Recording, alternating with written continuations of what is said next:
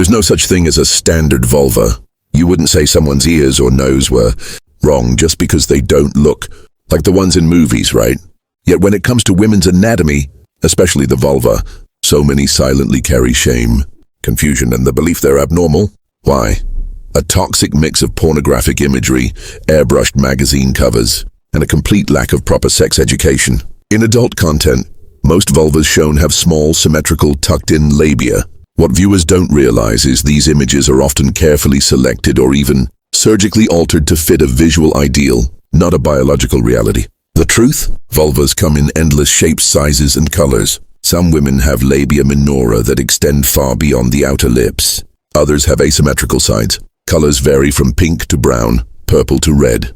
Wrinkled, smooth, large, small, all completely normal. Medical studies back this up. Research in the British Journal of Obstetrics and Gynecology found labia minora. Lengths ranged from 0.5 to over 6 centimeters. That, as not a mistake, it's the beautiful spectrum of human anatomy.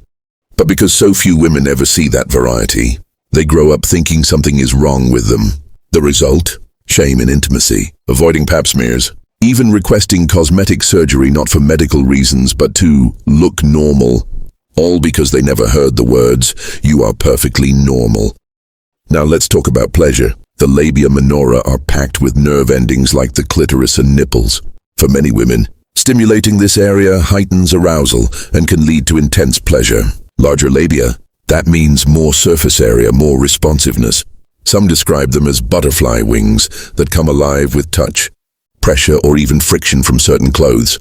Of course, every body is different. Some find larger labia overly sensitive or uncomfortable in tight clothing, but others discover immense pleasure once they let go of shame.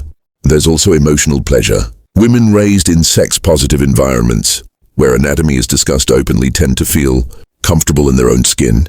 They understand size, shape, and color are natural variations. But those raised in silence or in cultures that link a woman's body to sin or control often internalize disgust, and society reinforces it. Social media, locker room jokes, even casual comments suggest only one type of vulva is desirable. This creates a silent epidemic of body shame. Some women avoid intimacy. Others refuse oral sex. Many seek labiaplasty in their 20s not because of discomfort, but because they believe they're not feminine enough. But here's the twist. Women who overcome that shame often emerge stronger. They stop seeing their bodies as flaws to fix and start seeing them as unique, powerful parts of their identity. Let's bust some myths. No, larger labia don't mean a woman is promiscuous. No, they don't make her loose. No, they're not unclean or wrong. These are sexist, baseless beliefs. Labial size doesn't affect tightness, fertility, sexual history, or hygiene. A woman with large labia can be a virgin. A woman with small labia can be highly sexually active. It's like judging someone's morality by their foot size nonsense. Labia also change naturally throughout life due to puberty, hormones, childbirth, or aging.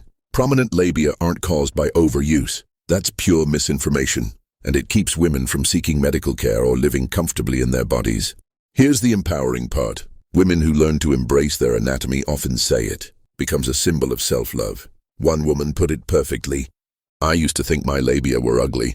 Now I see them as part of what makes me me. I don't have to fit in to be loved. I just have to show up as I am." That's ownership. That's freedom. So what does it mean if you have large vaginal lips?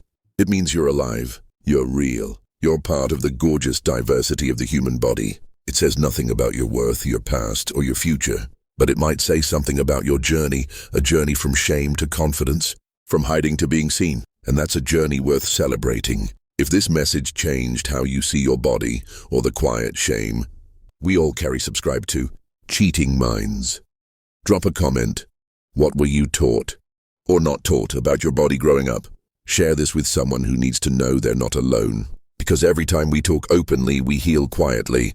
And the more we understand our bodies, the harder it becomes for the world to shame them. This is Mental Matrix, where the truth hurts, but it also frees you.